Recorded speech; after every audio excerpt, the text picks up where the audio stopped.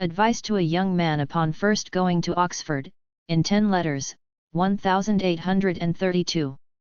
Advice to a young man upon first going to Oxford, in 10 letters, from an uncle to his nephew by the Rev. Edward Behrens, 1832.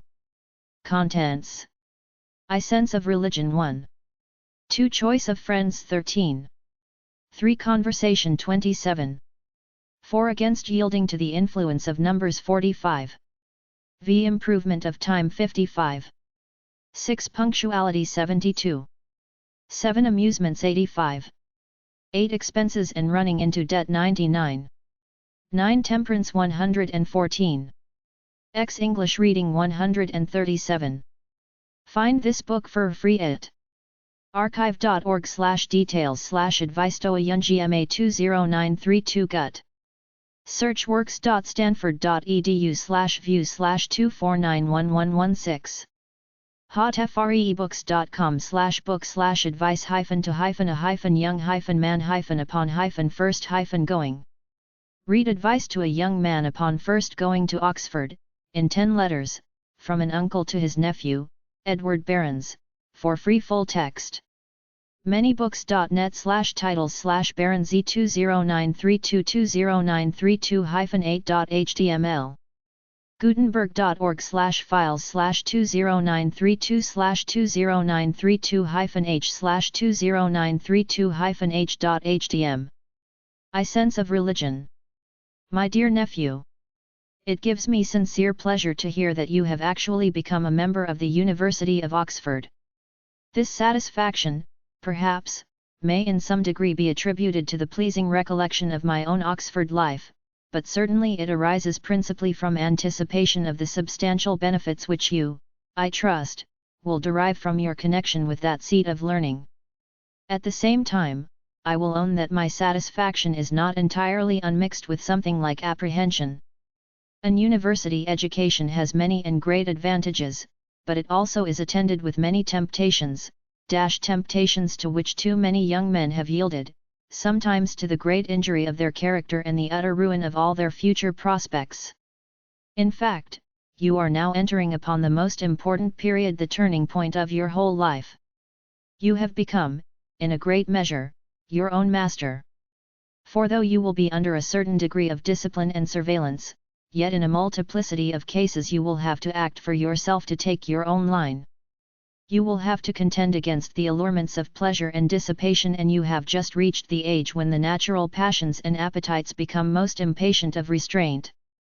At the same time, you will be exposed to the influence both of the example and of the solicitations of lively young men, who will try to carry you along with them in their career of thoughtlessness and folly, and who will think it strange and show you that they think it strange, if you run not with them to the same excess of riot. Against all these moral trials and temptations, your best safeguard will be found in a strong sense of religion, kept habitually present to your mind. You must endeavor, according to the language of Scripture, and in writing to you I shall always gladly make use of the very words of Scripture, when they suit my purpose, as having a force and an authority which no other words can possess. You must endeavor to set the Lord always before you. Never for a moment forget that you are continually in the presence of that awful being, who can and who will call you to a strict account for all that you do amiss. Nothing can excuse your forgetting him. If you at all believe in a supreme being, the Creator and Governor of the world, if you believe that God is and that He is a rewarder of them that diligently seek Him, and at the same time an avenger to execute wrath upon every soul that doeth evil, the least particle of common sense or common feeling will tell you, that nothing should be put in competition with His will. When His will is clear, it must be obeyed without hesitation. I am sure that you will assent to this. If religion is anything, it is everything. It is, indeed, the one thing needful, in comparison with which everything else sinks into insignificance, into nothingness. Endeavor, then, to keep up in your mind and heart this habitual sense of religion by every means in your power. It will require from you considerable care and attention. The lively spirits natural to your time of life and the thoughtless levity of some of the young men into whose society you will be thrown, will have a tendency to make you think less of religion, if not to induce you entirely to forget it. Be ever on your guard against thus swerving from your allegiance to your Creator. Nothing will contribute more to preserve you from this danger than regularity and earnestness in your private devotions. When you rise in the morning, seek from God spiritual strength to enable you to resist and overcome the temptations to which you may be exposed during the day. Every night implore His forgiveness for your many failings and transgressions and His protection against the dangers which surround you. Suffer nothing to induce you to neglect private prayer. You will of course be required every day to attend chapel. Consider such attendance not as an irksome duty, not as a mere matter of routine and college discipline, but try to regard it as a privilege and to take a real interest and pleasure in it. Acquire the habit of joining fervently in the prayers and of constantly deriving from the lessons and other portions of Scripture, the doctrinal and practical instruction which they were intended to convey. Many college chapels are furnished with Greek Testaments and Septuagints. You will judge from experience, whether following the lessons in the Greek assists in fixing your attention, or whether it diverts it from the matter to the language. My own opinion is in favor of the practice. Make a point of giving to Sunday as much of a religious character as you can. I am not recommending a Jewish strictness. Let Sunday be a day of cheerfulness, but let your reading and your thoughts, as far as may be, partake of the sacred character of the day. The study of the Scriptures constitutes an important part of your preparation for your degree. This study will furnish an appropriate employment for a considerable portion of the Sunday. Always attend the university sermons. I recommend this not merely as a branch of academical discipline, but as a means of religious and intellectual improvement. The sermon will generally, I believe, be worth attending to. The select preachers are chosen, for the most part, from the ablest men in the university, men, several of whom are likely hereafter to fill the highest stations in the Church. You will seldom be driven to have recourse to the advice of the pious Nicole in his essay, De moyens de profiter de mauvais sermons. The various modes in which different preachers enforce or illustrate the same great truths and the diversities of their style and manner, may afford you matter not of ill-natured criticism but of useful reflection. Some colleges require their undergraduates to give every week in writing a summary of the sermon which they have heard at St. Mary's. If you adopt this practice, you will find it contribute greatly to fix your attention and to give you a habit of arranging and expressing your ideas with facility and readiness. Of course, some preachers deserve this steadiness of attention much more than others. It is, I trust, unnecessary to remind you of the duty of receiving the Lord's Supper, whenever it is administered in your college chapel. In some colleges, nearly all the undergraduates partake of this ordinance, in others, I believe, almost all neglect it, at least this was the case formerly. In such and similar cases, you must be guided, not by common practice, not by the example of numbers, but by what you know to be your duty. If you feel any doubt or difficulty, frankly mention it to your tutor. There are, I am persuaded, few tutors now in Oxford, who would not be able and willing to assist you with their advice. This attention to your religious duties need not be attended by any preciseness or austerity of manner. On the contrary, I should wish you to be at all times cheerful and good-humoured, ready to take part in any innocent gaiety. My object is to impress upon you the absolute necessity of always putting religion in the first place. If you really believe what you profess to believe, do not hesitate as to shewing it in your conduct. Never be so weak as to be ashamed of doing what you know to be your duty. Never be guilty of such unmanly cowardice as to be ashamed of avowing your allegiance to your Creator and your Redeemer. I remain, my dear nephew, your affectionate uncle. To choice of friends/behavior in society. My dear nephew. Among the many advantages of a university, few rank higher, both in general estimation and in reality, than the opportunity which it affords of forming valuable and lasting friendships. Indeed, this advantage can hardly be rated too highly. I look back to the intimacies which I contracted at college, as among the greatest blessings of a life, which has been eminently blessed in various ways. I still hold intercourse with many of my Oxford friends, whose characters and attainments do honour to the place where their education and their minds were matured. And even the recollection of most of those, who have been removed from this lower world, is attended with a soothing melancholy, which partakes more of pleasure and thankfulness for having enjoyed their society, than of pain. The memory of the just is blessed. 14:1. I hope, my dear nephew, that you will improve this advantage to the utmost. In your intimacies, however, endeavor to be guided rather by judgment than by mere fancy. Sameness of pursuits, similarity of dispositions and inclinations generally contribute much to throw men together, but be careful not to attach yourself to any man as a friend, unless he is a man of moral worth and of real religious principle. Intimacy with a man who is unrestrained by religion, must be attended with great danger. Your own natural appetites will continually solicit you to forbidden indulgences and will not be kept in due subjection without difficulty. If their solicitations are seconded by the example and by the conversations of an intimate associate, your peril will be extreme. Intimacy with a man of bad principles and immoral character, may utterly blast all your prospects of happiness both in this world and the next. You will of course have the greater power of selection, if your general acquaintance is pretty extensive. I acknowledge, that my opinion is rather in favor of your forming an extensive acquaintance, provided that you never suffer it to encroach upon your time, or to lead you into any compromise of religious principle.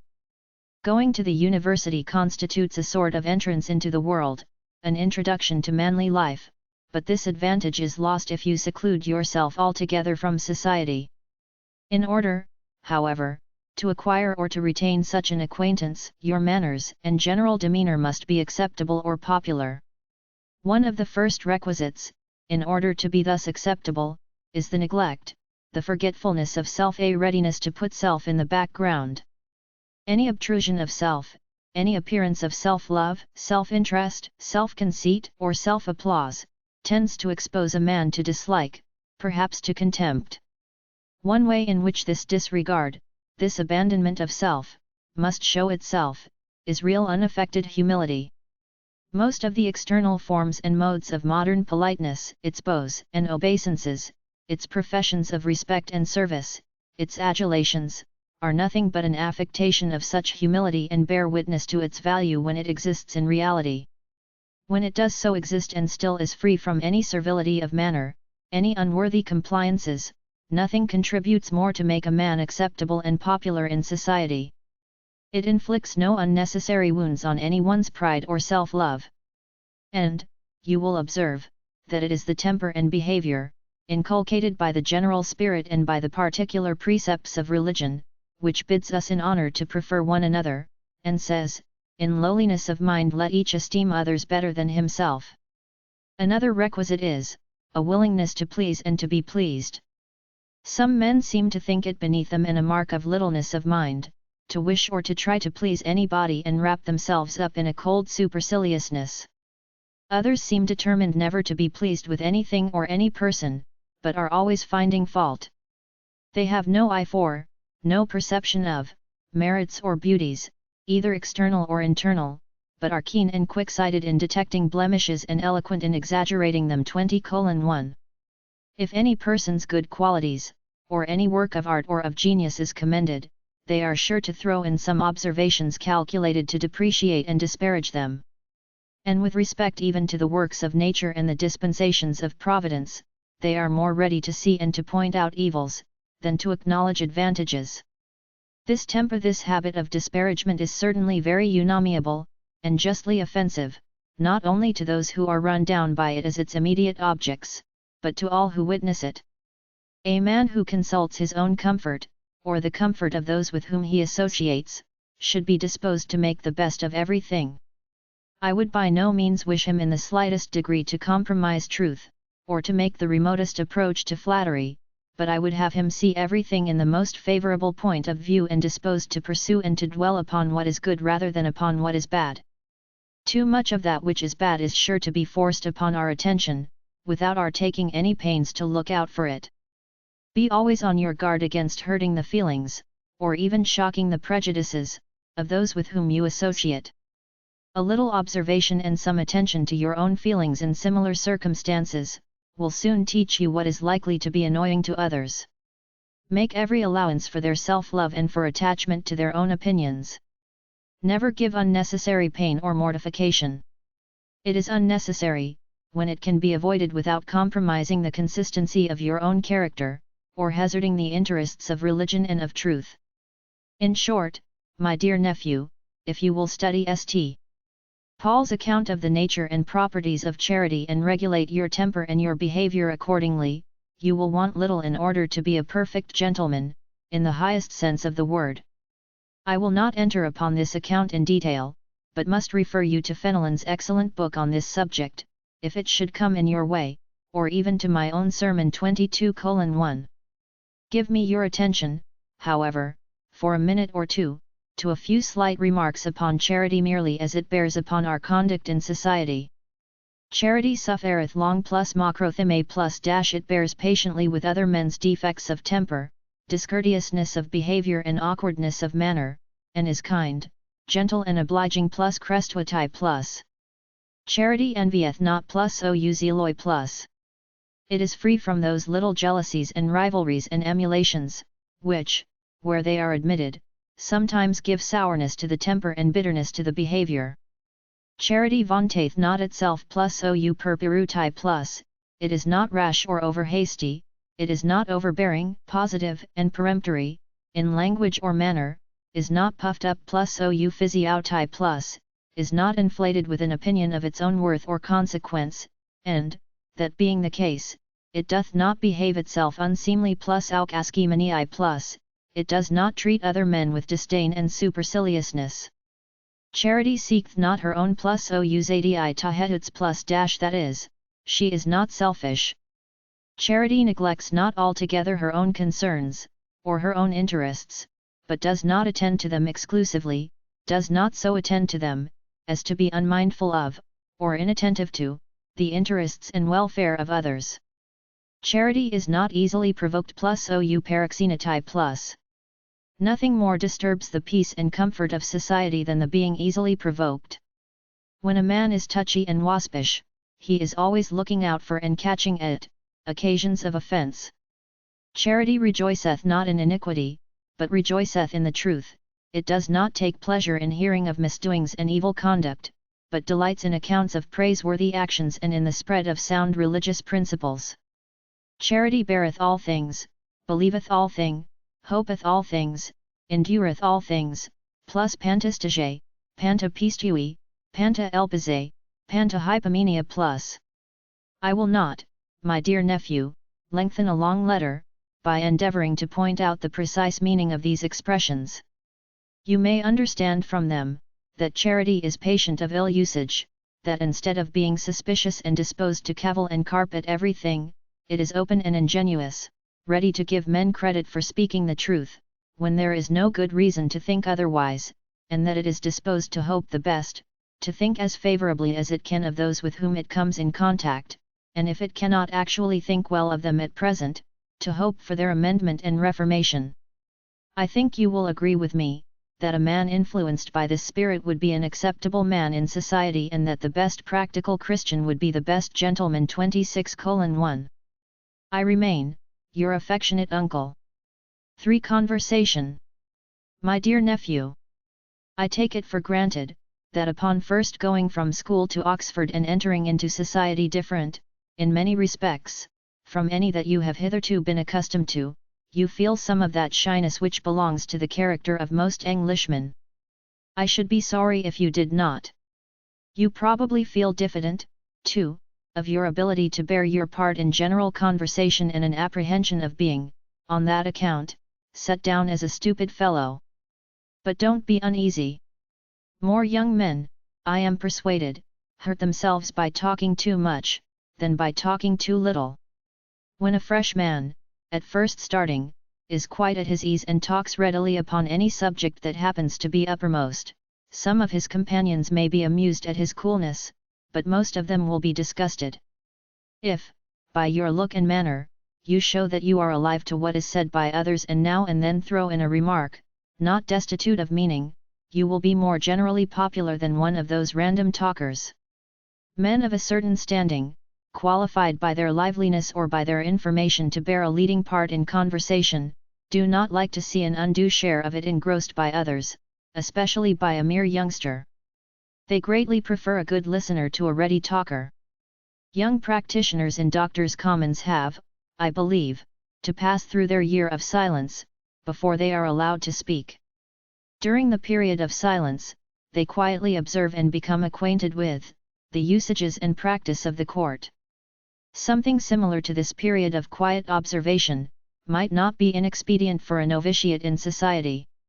At all events, never talk for talking's sake, never speak unless you have something to say worth attending to. You will, I am sure, my dear nephew, take it in good part, if I point out a few of the conversational faults, of which young men are apt to be guilty. It is natural that we should talk most of that in which we are most interested. Now, of all things in the world, a young man feels most interested in himself. But if, in consequence of such feeling, he ventures to talk much of himself, of his own habits, his own pursuits, his own feelings, his own achievements, he will very soon be set down as a bore and a conceited coxcomb. A young man naturally feels a strong interest, an interest increased by separation, in his own immediate family. This feeling, with some young men, is so deep, that they shun the mention of anything closely connected with their home as a sort of profanation, a desecration of things sacred. With others, this feeling takes the opposite direction and leads them celeber domestica facta to introduce the concerns of their own nearest relations into the conversation of a mixed party. Take care that you never are guilty of such a violation of good taste and correct judgment. Interesting as your home and its inmates are to you, nothing can well be less interesting to those who are unacquainted with them. It will be a stretch of courtesy and good nature, if they tolerate the mention of them without some expression either of ridicule or of distaste. If you speak of your home concerns at all, let it be only to one or two intimate friends, who, from the regard which they feel for you, may be supposed to take an interest in all belonging to you. Be on your guard against getting into the habit of telling long stories, they generally are tiresome. Many circumstances, in addition to the feeling that you have them to tell, may give them a consequence in your eyes, which they do not in reality possess. Lively anecdotes, or short narratives, told with spirit, are among the most amusing ingredients in conversation, but even with them, if you often meet the same company, there is considerable danger of falling into repetition. Never be guilty of falling into the too common practice of indulging in scandal, the practice of talking of men disparagingly, of running down their character behind their backs. I by no means wish you to flatter any man, whether present or absent, or to speak favourably of character or of conduct which does not deserve it. But beware of detraction.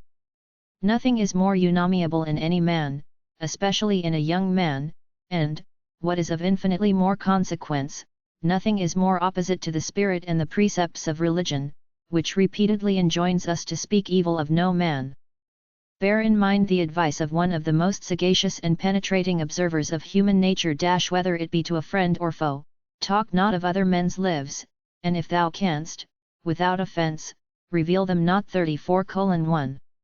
If thou canst without offence, circumstances may require that the truth should be revealed - that the real truth should be spoken and made known, even though it should be injurious - though it should be absolutely fatal to another man's character. But do not take pleasure in telling anything to another's prejudice, do not make the tearing of a character in pieces a matter of amusement.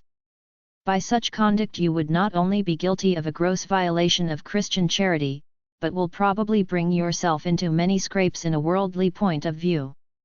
In a mixed company, there may chance to be some friend or connection of him, whom you are running down, or, at all events, what you say will be repeated - a bird of the air will carry the matter - till it comes to the ears of the injured person. And what will be the consequence?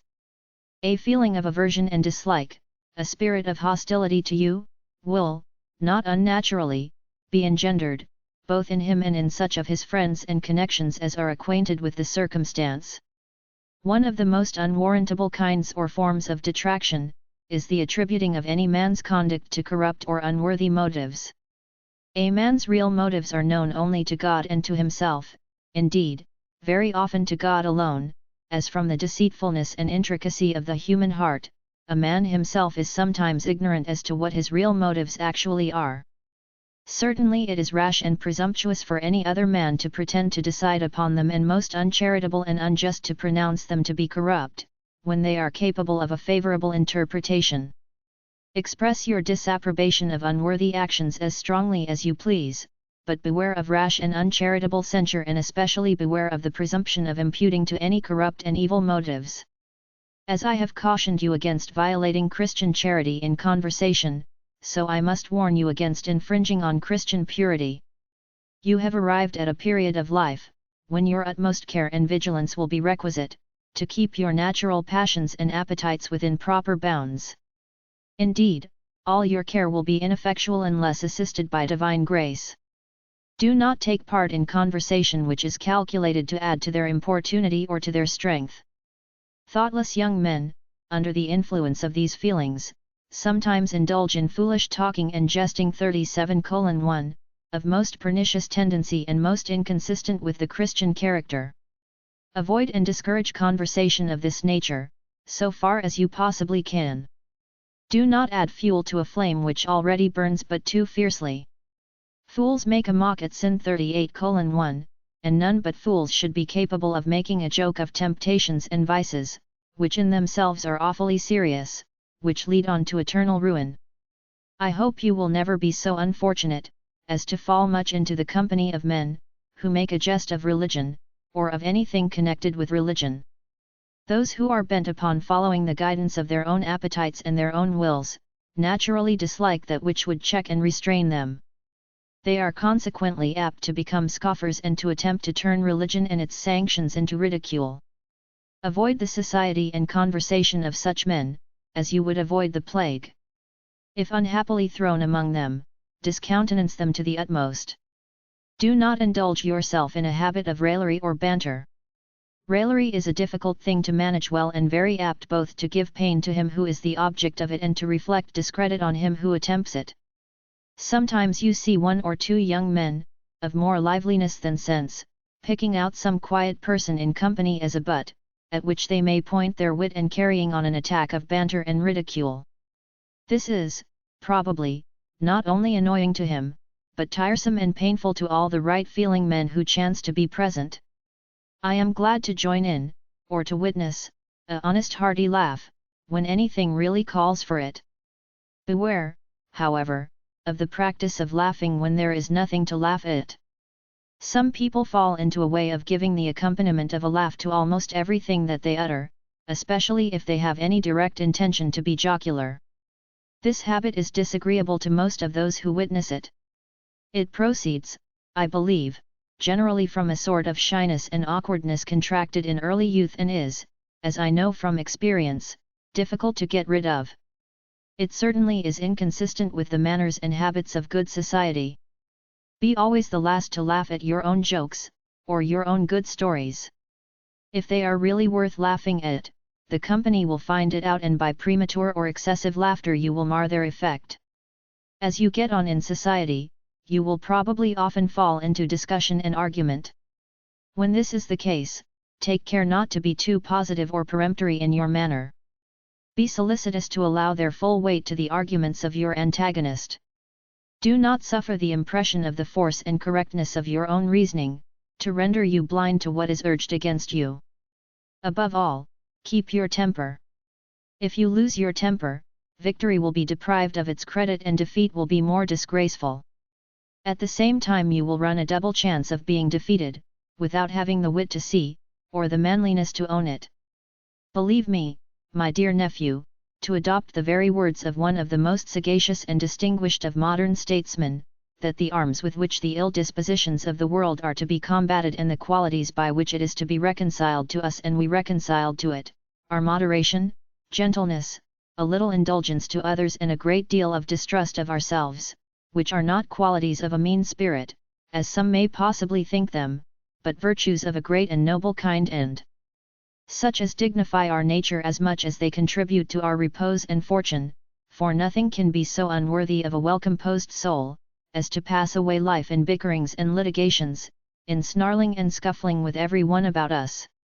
Again and again, my dear we must be at peace with our species, if not for their sakes, yet very much for our own 43:1. But my letter grows long and I must hasten to conclude it.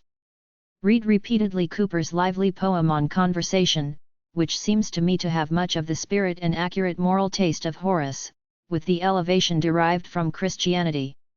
Read, too, if you can lay your hand on it, Bishop Horne's paper on conversation, in the Alia Podrida.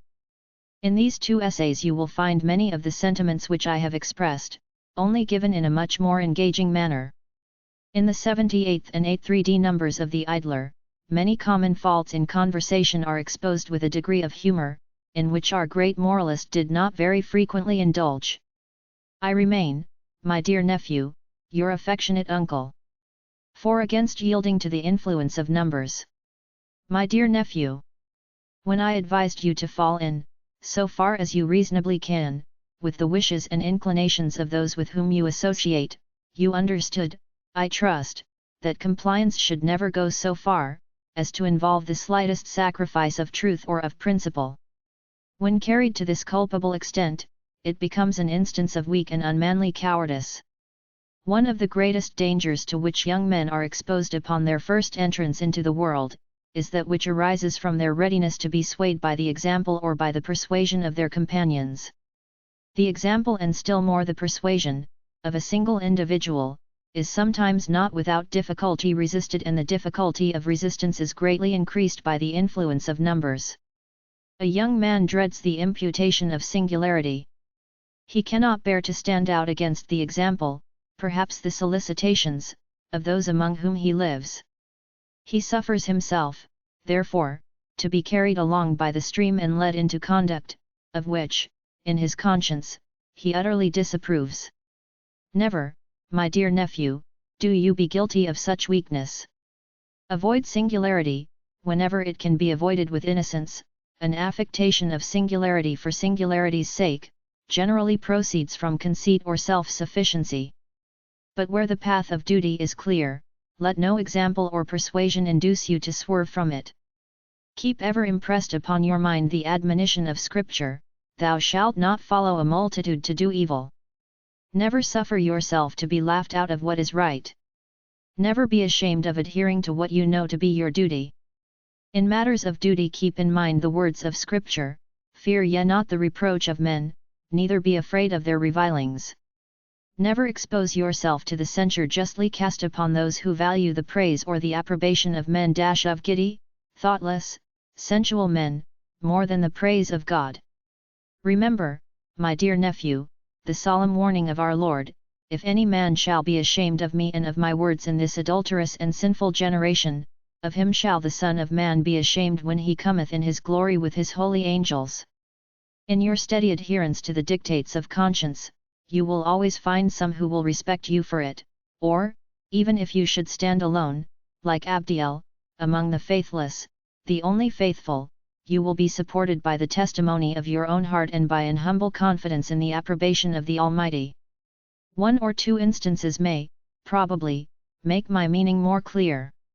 Perhaps a few joyous spirits have devised some scheme of irregular, sensual gratification of bacchanalian revelry, or, perhaps, 2 or 3 dunces whose intellects and moral feelings are of such a stamp, as to render them rather impracticable subjects for academical discipline, have contrived some plan of impotent resistance to the college authorities, or some plot of petty and vexatious annoyance, in order to give vent to their mortification, when such silly resistance has been proved to be ineffectual.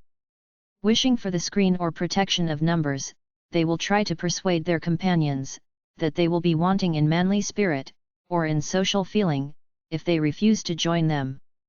And is there, after all, anything so very spirited, anything of high-minded and noble daring in behavior, which seeks to screen itself by concealment and subterfuge, and which, if detected, braves, not any personal danger or suffering, but merely the terrors of an imposition? If the offence is so aggravated as to entail the heavier penalty, rustication, or expulsion, such punishment inflicts, indeed, severe grief upon the parents and friends of the offender, but he himself, with the short-sightedness of folly, perhaps almost enjoys the idleness and the freedom from academical restraint, to which rustication consigns him. A young Oxonian is apt to feel very indignant if not treated by deans and tutors, as a man and as a gentleman, but has he any right to expect to be so treated, if he condescends to adopt the practices of a mischievous or a truant schoolboy? I am no friend to the unnecessary imposition of oaths, but, I own, I do not see how anything like deliberate and systematic opposition to academical authority can be reconciled with the oath of academical obedience taken by every freshman. I know well that the usual construction of that oath I doubt not the legitimate construction is, that the person who takes it will obey the statutes, or submit to the penalty imposed upon the infraction of them. I am aware, too, that the violation of the strict letter of many of the statutes is acquiesced in and almost sanctioned, by those in authority, but surely a deliberate and contumacious contravention of the statutes, accompanied by a natural endeavour to evade punishment, is hardly consistent with the spirit of the oath. Certainly it is inconsistent with the spirit of Christianity, which everywhere inculcates a dutiful submission to the constituted authorities, a compliance, in all things lawful, with the regulations of the place in which we are and of the society which has received us among its members. No man is compelled to go to the university, but if he does go thither, he should make up his mind to comply with its rules, during the short period of his residence. Perhaps, my dear nephew, you may think that I have all this time been combating, or, rather, seeking to lay, a phantom of my own raising, that I have been making molehills into mountains, or, like Don Quixote, turning windmills into giants, but, in my long Oxford life, I have heard of so many instances of the silly behaviour of which I have been speaking, that I wish to put you on your guard against it. True manliness consists in adhering to what you think to be right. In keeping steadily to the path of duty, notwithstanding the solicitations, or the taunts, or the ridicule of your associates, there is more proper spirit and moral courage, than in braving the rebuke or the impositions of a dean or a proctor. I remain, my dear nephew, your affectionate uncle. V. Improvement of time. My dear nephew, I trust that you are now hard at work. I can figure you with your Herodotus before you, your scapula on one side and your maps on the other, setting to in good earnest. You have, I am sure, fully determined to make the most of your time. The time which you must necessarily pass in Oxford, in order to take your bachelor's degree, is but little after all. Your whole actual residence, during the 3 years, will probably not much exceed a year and a half. Certainly, of this modicum of time you cannot afford to waste any portion. Make a point of devoting it to real study, to real strenuous exertion. You owe this to yourself, to your own credit and character, you owe it to your parents, who have probably put themselves to some pecuniary inconvenience, in order to give you the advantage of an Oxford education, you owe it to God, to whom you are responsible for the employment of your time, as well as for the proper use of your other talents. Fix in your mind and memory the lesson taught you by the sundial in the quadrangle at All Souls perunt et impudenter, or that of another similar monitor ab hoc momento pendet eternitas dot. Take time for exercise, take time for relaxation, but make steady reading your object and your business. Do not be so weak, or so unmanly, or so vain, as to be ashamed of being known to read. You went to Oxford on purpose to study, why should you be ashamed of keeping that purpose in view?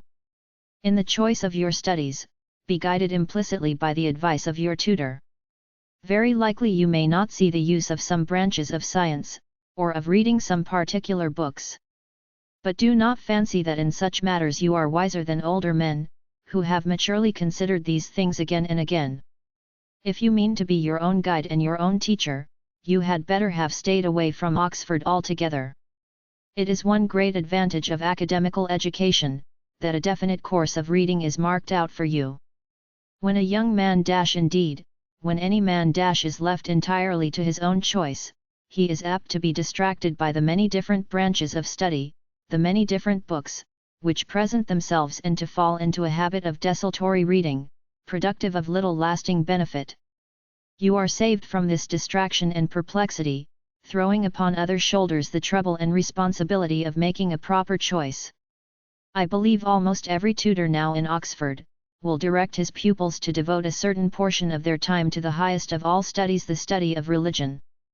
Some knowledge of religion is absolutely indispensable, in order to pass your examination for your degree. But independently of all academical objects, you cannot help feeling satisfied that time so employed, is employed well and wisely. Such study, with the blessing of God upon it, will be beneficial to you through the whole of your future existence, both in this world and the next. Among the many advantages of an university education, must be reckoned the opportunity of attending public lectures, such lectures especially, as are illustrated, by an expensive philosophical apparatus, or by the inspection of actual specimens. The experiments conducted by means of such apparatus and the handing round of specimens, are not only absolutely essential, oftentimes, to the comprehension of the science to which they belong, but contribute powerfully to fix it in the memory.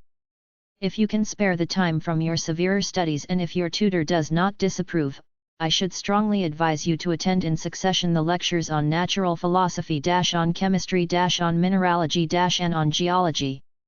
Some acquaintance with these sciences is in itself so interesting and useful, and is now so general, that you ought not, I think, to miss your present opportunity of acquiring it. So favorable an opportunity you will hardly meet with again. Much may be done by a judicious distribution of your time.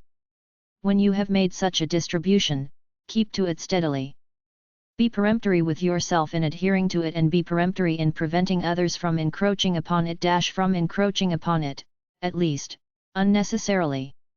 I suppose that, upon the average, you may get 4 or 5 hours steady reading before dinner and 3 or 4 after.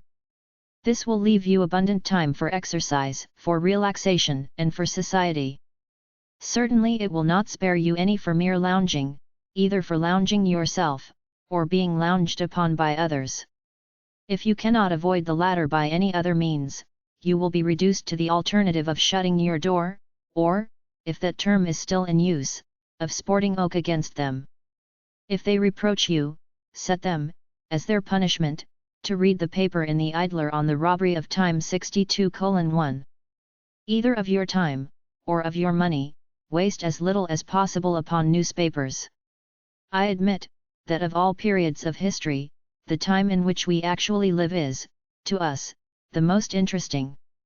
I admit that, both with a view to your taking part in the conversation of general society, as well as upon other accounts, some knowledge of passing events is desirable, or even necessary. For such purposes, a rapid glance at the newspaper, or even what is picked up by hearsay, will, generally speaking, be sufficient. While reading for your degree, however, you really cannot spare time to read the newspapers through. The most important portions of them are, perhaps, the debates during the session of Parliament and the trials. Of the debates, a considerable part is very trifling and unprofitable, and, in order to read with real advantage those speeches which are most deserving of attention, it is necessary to be possessed of a considerable portion of that knowledge of history, of legislation, of political economy, of mercantile and financial transactions, the foundations of which you are at Oxford engaged in laying. It is not to be wished that an undergraduate should affect to be an experienced politician, prepared to give a strong and decided opinion upon subjects, upon which able and experienced men, possessed of 10 times his knowledge, find a difficulty in making up their mind. In the reports of trials, many curious facts and much interesting information are to be found. In order to understand many of them, however, it is requisite to have a more intimate acquaintance with the rules of English jurisprudence and with the practice of the courts, than can be expected in a young man as yet hardly set free from the eggshell of school. Upon the subject of newspapers, however, I will say no more. I well know, that in merely touching upon it, I tread upon delicate and debatable ground. Take sufficient time for relaxation, but let your relaxations, as far as you can, be intellectual and improving. Oxford now presents opportunities, both of acquiring some knowledge of natural history and of cultivating a taste in the fine arts, which it by no means possessed when I was an undergraduate. For these we are principally indebted to those two admirable brothers 66:1, who have so long devoted their time, their money, their distinguished talents and their various attainments, in the first place, to plans of beneficence and in the next, to the advancement of science and the cultivation of taste. It is to them that we owe the enlargement, the arrangement, and in fact the greater part of the contents, of the museum, which now contains a very interesting collection of specimens, particularly in British ornithology. To them we are indebted for the excellent casts, in the Radcliffe Library, from the most perfect specimens of sculpture and for the beautiful models, in the picture gallery, of the most celebrated remains of ancient architecture. The picture gallery itself contains many paintings, which, if not of any great excellence as works of art, yet are well deserving of attention on very many accounts, and the copies from the cartoons, especially if you can be assisted with a few hints from Richardson or Sir Joshua Reynolds, are most interesting objects of study and contemplation. I am surprised that the young men in Oxford make so little use of these advantages. Many of them seem hardly to be aware of their existence. Among other modes of relaxation, not unconnected with intellectual improvement, I should advise you to make yourself a little acquainted with our early English architecture. If you can buy or borrow either Bentham's Essay on Gothic Architecture, or Milner's accurate and elegant treatise on the ecclesiastical architecture of England during the Middle Ages, you will need no other assistance, excepting, indeed, a friend disposed to go along with you in this pursuit. Oxford and its immediate neighbourhood will furnish you with many interesting specimens from the Saxon and Norman, in the Cathedral, St. Peter's in the East and Iffley Church, down to the utter deprivation of the art, or rather the total change of style, in the time of Henry VIII. These interesting pursuits, however, I mention, as you must follow them, if you follow them at all, merely by the by. They must not be suffered to interfere with your severer studies. When engaged in those studies, give them your whole undivided attention. Whatsoever your hand, or your head, findeth to do, do it with all your might. The habits of study and of intellectual improvement, which you acquire at Oxford, you should carry with you into the vacation. During the vacation, you may, perhaps, take more time for society, the society especially of your own immediate family, and more for relaxation, but still do not waste your time, still consider yourself as responsible for the right employment of it. Make sure of the ground which you gained during the term, by going over by yourself, what you then read with your tutor. Improve your acquaintance with the standard writers of our own country and acquire some knowledge of modern history. In short, make the most of your leisure. Read Bishop Home's sermon on redeeming the time and the papers in the Spectator and the Rambler to which he refers. Read and learn by heart what is said on the loss of time in the second of Young's Night Thoughts. Part with it as with money, sparing, pay no moment but in purchase of its worth. But my letter grows long and, you will say, tedious. I remain, my dear nephew, your affectionate uncle. 6. Punctuality. My dear nephew, I ventured to give you some advice respecting the employment of your time. Perhaps I ought to follow up that letter with a few remarks upon punctuality. Unless you acquire the habit of punctuality, you will be apt, not only to lose your own time, but to make unjustifiable inroads upon the time of other persons. Endeavour, therefore, to keep to your time in every appointment, whether the appointment be made by yourself or by others, the college authorities for instance, whether it be with a superior, an equal, or an inferior. Whether it be in a matter of business or in a matter of pleasure, try always to be true to it. Let this be your system and your habit. Some deviations from punctuality may now and then be unavoidable, but do not let them occur unless they really are unavoidable in fairness and reason. If you have yourself made an appointment, your word is, to a certain degree, pledged to your keeping to it. The case is in some measure the same, when, though the appointment is actually made by others, you have acceded to it. Want of punctuality seems to proceed either from pride and superciliousness, or from some infirmity, some weakness of character. Most men try to be punctual in any appointment with a man of rank superior to themselves, especially if they have any object, any interest, in conciliating his favor. And, on the other hand, too many persons seem to feel themselves at liberty to be unpunctual in an appointment with an inferior. It is not worthwhile, they think, to care about being exact with one so much beneath them. Let him wait till I am at leisure to attend to him, exclaims such a man, in the proud consciousness of superiority, and, perhaps, some trifle, or mere indolence, is all that he has to plead for his neglect. You, my dear nephew, have, I trust, long since learned, that you have no right to treat any man, however low his rank may be, with disrespect with anything approaching to contempt. You well know, that both reason and religion require us to regard all men as our brothers, and that one of the golden rules of the latter is, in lowliness of mind, let each esteem others better than himself. Whatever a man's rank in life may be, he has a right to punctuality as he has a right to truth, and you have no right, by your unpunctuality, to rob him either of his time or his patience. Certainly you have no right to give him by such means the painful feeling that he is neglected, and neglected because he is despised. And thus, also, with men of your own age and your own rank in life, in all the little engagements and appointments, whether of business or of pleasure, which occur in the common intercourse of society, endeavor still to maintain the habit of punctuality. As every man wishes to have the character of being true to his word, so it will be to your credit to have the character of being true to your engagements, whether those engagements relate to great matters or to small. But though want of punctuality is sometimes occasioned by pride, it must more frequently proceed from a certain degree of weakness of character, or from mere indolence. A man acknowledges punctuality to be right and desirable, but cannot muster up sufficient energy and resolution. He cannot prevail upon himself to quit his bed, or his easy chair, or his fireside, or the employment by which he chances to be occupied, till the time fixed on has passed away.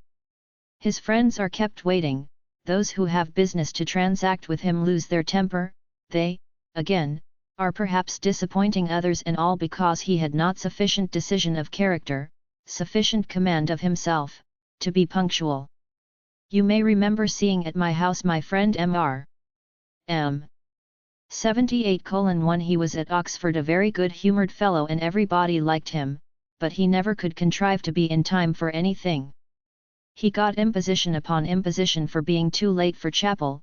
He came to dine in hall when other men were going away, and his friends were almost afraid of making an appointment with him, either for business or for amusement, because they knew beforehand that he would not keep it. When, after leaving Oxford, he established himself as a country gentleman in his paternal mansion, the same habit still clung to him. No time was fixed for anything, or if it was fixed, it was never kept. Neither his guests nor his servants knew at what hour either breakfast, or dinner, or any other domestic arrangement, would take place. Consequently, their time and their spirits were wasted in uncertainty. When engaged to dine at a neighbour's, perhaps he would forget the engagement altogether, or, if he chanced to remember it, would not arrive till the master of the feast had given him up in despair, after allowing possibly an extra half-hour, during which, the solemn pause which sometimes takes place before dinner, had become more solemn, from the annoyance of seeing a whole party kept waiting by the unpunctuality of one person.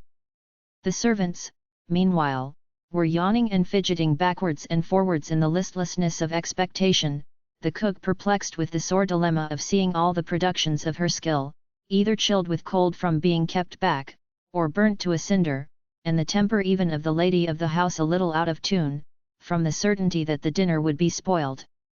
Of all these various vexations, the sole cause was to be found in Mr.'s want of energy. He could not bring himself, perhaps, either to shorten a pleasant ride, or to lay down a book which interested him, or to quit his own chair by the fireside, in order to dress. The convenience and comfort, and for a time the good humour, of a whole company, were to be sacrificed to his indolence, his vis inertia and unpunctuality.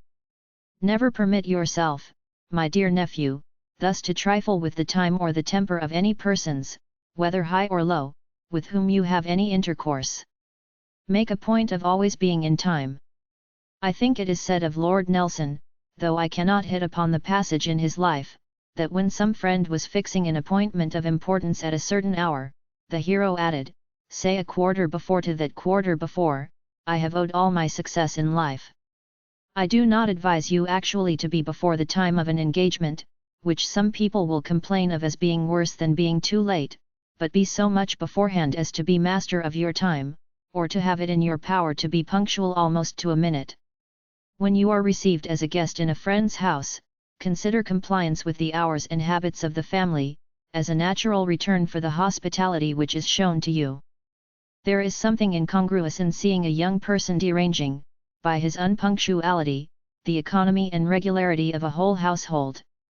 And do not suffer the kindness and indulgence of your parents to induce you, when with them, to be less attentive to punctuality than you are, when with other persons of superior age or rank to yourself.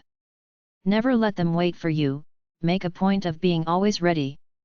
An excellent friend of mine lays it down as a maxim, that habitual unpunctuality is positive incivility.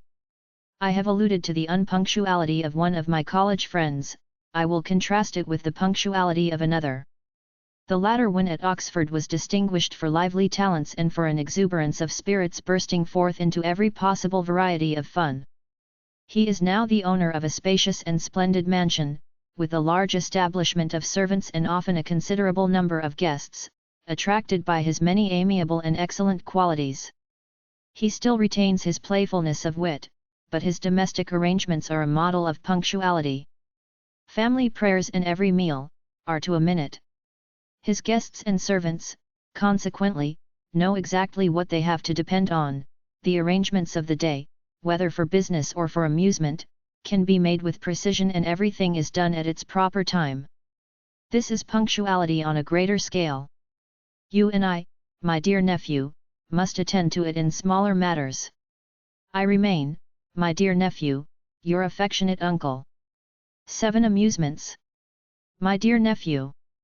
In a former letter I recommended to you certain modes of relaxation, having some connection with intellectual improvement. You will, perhaps, tell me that you want relaxation more entire and complete, that the intellect requires perfect rest, that you must have amusement in the strict etymological sense of the word. You may be right. I have already advised you to take sufficient time for exercise, and the exercise of the body will generally give rest and refreshment to the mind. In your choice of amusement, however amusement, I mean, as combined with exercise, you must have strict regard to economy, both of money and of time. Do not think me an old woman, if I add, that regard for both should keep you from any excessive bodily exertion, such as will unfit you for study, or seriously affect your health. I am told that the latter effect has of late, not unfrequently, been the result of over-fatigue in rowing, that many young men have died at an early age, that others live on with all their powers debilitated, from having overstrained their nerves and their whole muscular system, in boat races.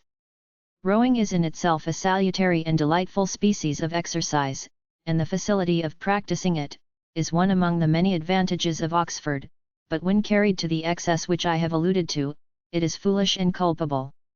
I would have a young man regardless of danger, willing to risk limbs, health, or life itself, for the benefit of his fellow creatures. He should, like Hamlet, hold his life at a pin's fee, when any adequate object is to be answered by putting it in jeopardy.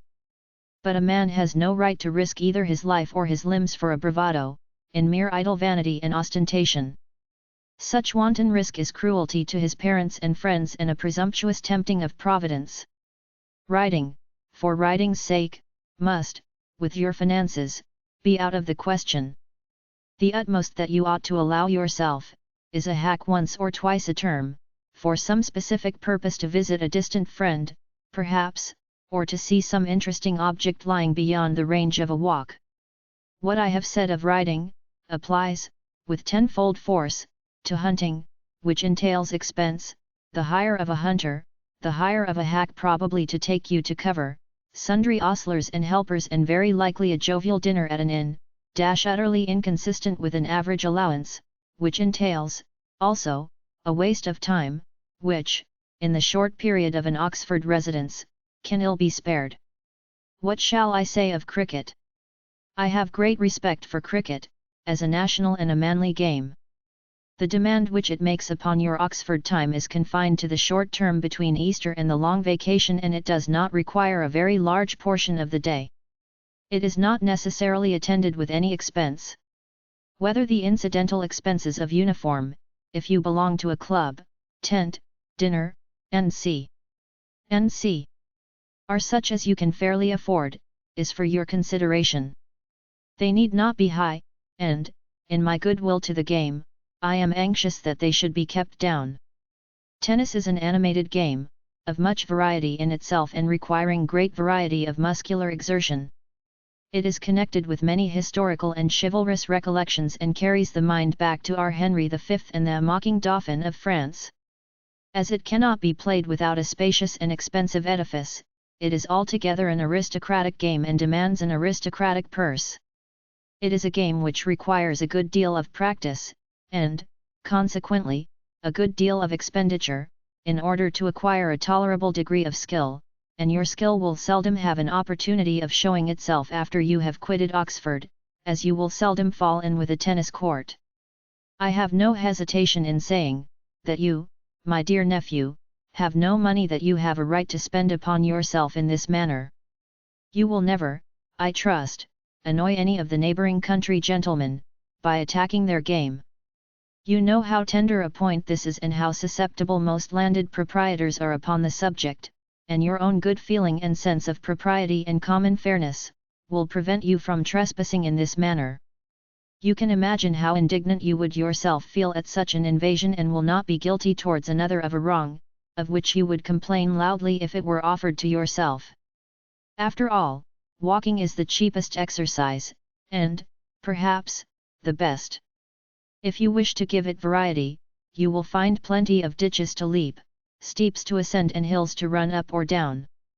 And, dull as are most of the great roads leading into Oxford, the country round abounds in interesting objects within reach of a walk.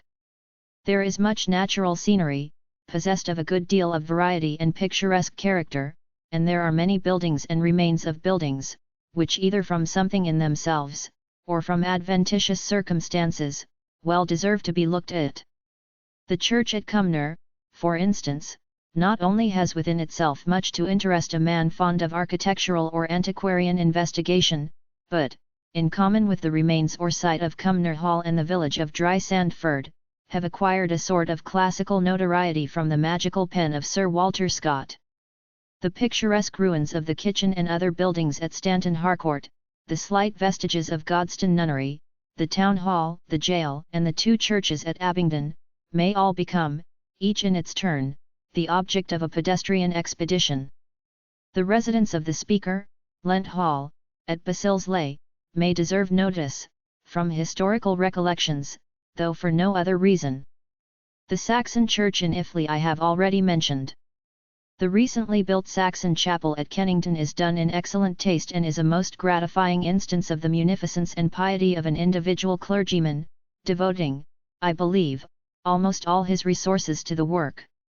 The church at Wytham will show you that a church very lately erected may, by correct judgment, be made to present the appearance of having been built 500 years ago. But I must not go on in this way, or you will think that you have got hold of an Oxford guide. Most of the villages and village churches in the neighbourhood, have some character of their own worth examining. So much for amusements connected with exercise, which has led me into something like a repetition of some of the sentiments in a former letter. A few words on sedentary amusements. If you read in earnest and are bent upon making the most of your time, you will have little of it left for amusements of a sedentary nature. The less you have to do with cards the better. Young men can have no occasion for the assistance of cards in order to pass their time, and there seems to be something almost incongruous in the idea of their sitting down to a rubber. Nor do they need the excitement, if they wish for it, that very wish is a reason why they ought not to have it. If they play for money or, at all events, if they play for such sums as make the winning or losing an object of any degree of consequence, they become gamblers, and of the many bad passions which gambling sometimes calls into activity and of the destructive consequences which it entails, no one is ignorant. If you once get into the habit of playing, you will, perhaps, not know when to stop. Cards are very seductive and you may find yourself become a gambler almost before you are aware of it. Perhaps the best plan is not to know how to play, which furnishes an answer always ready. Chess is a game of elegance and interest, and the being a good chess player carries with it a certain impression of general ability and of intellectual activity and resource. Perhaps I may allow that playing at chess adds a certain degree of interest to the perusal of the history of a campaign, whether ancient or modern, with its various moves, its checks and counter-checks, its retreats and castlings. But chess is a fascinating game and will be apt to make larger demands upon your time than you can afford. If you indulge in it at all, you must be peremptory with yourself in resisting its tendency to encroach either upon your time or your temper.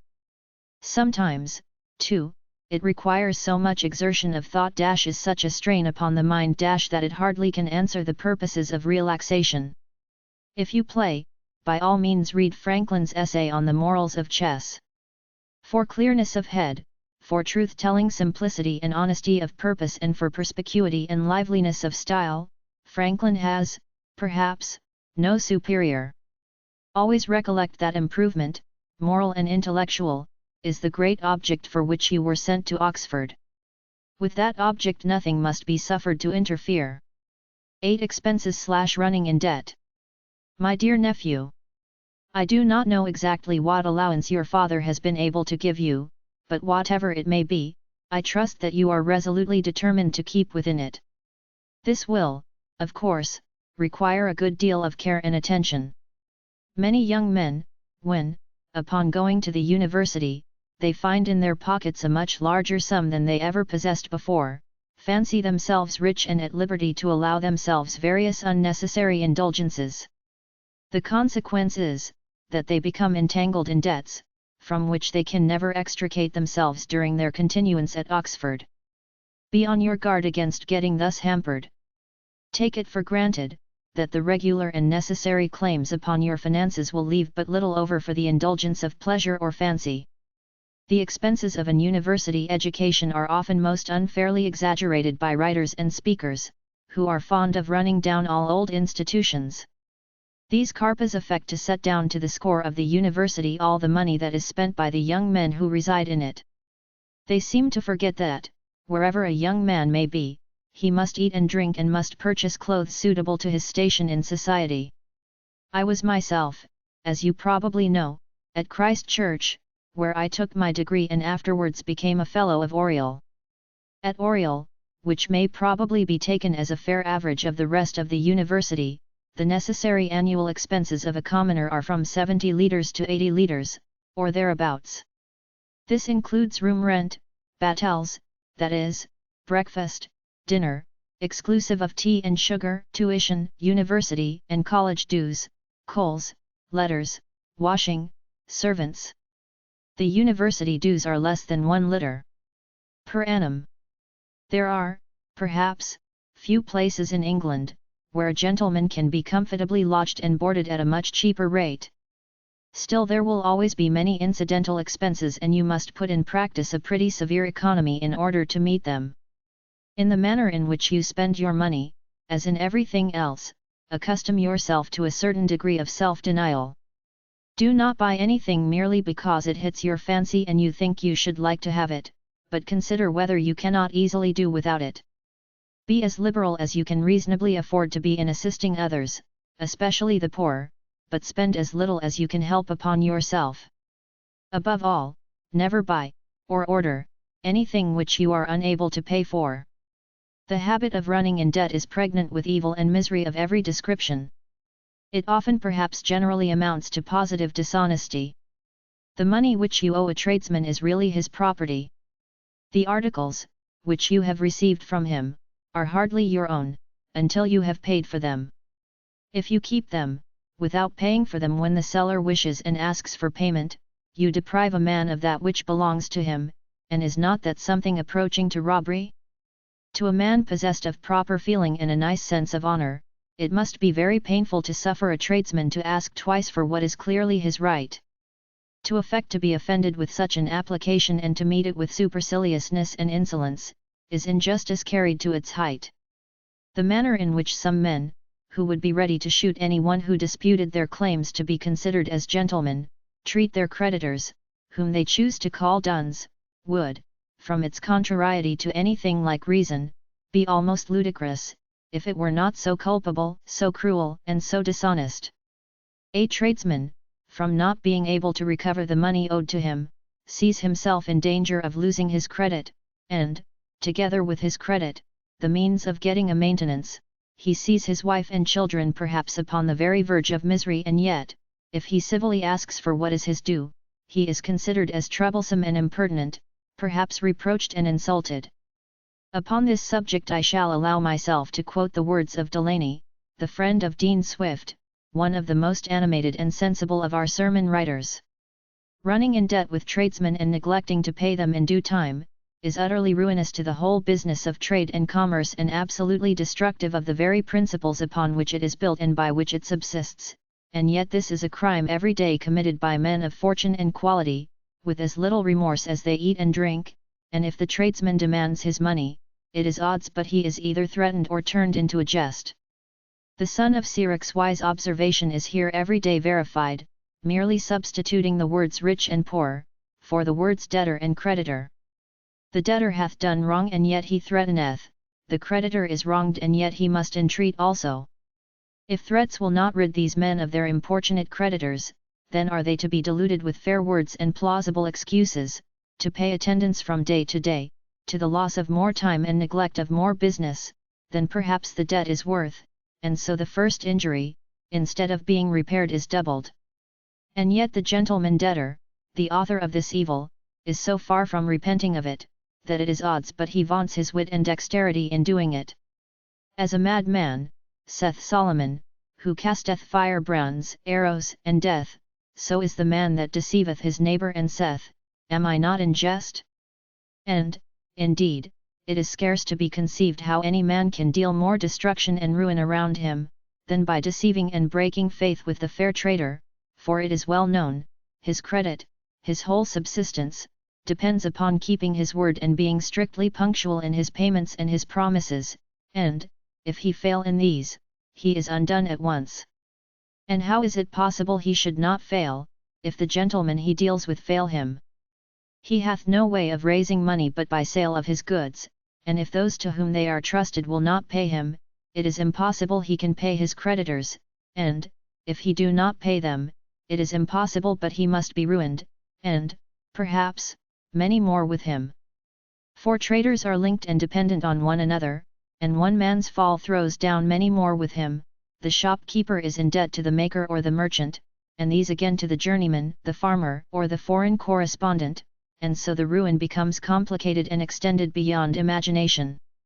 Credit is to a tradesman what honor is to a gentleman, to a man that is truly such, a gentleman, his honor is as dear as his life, to the trader, credit is as life itself, for he cannot live without it. You, my dear nephew, will never, I trust, stoop so low as to be guilty of such dishonesty. But then you must keep a vigilant eye upon your expenses.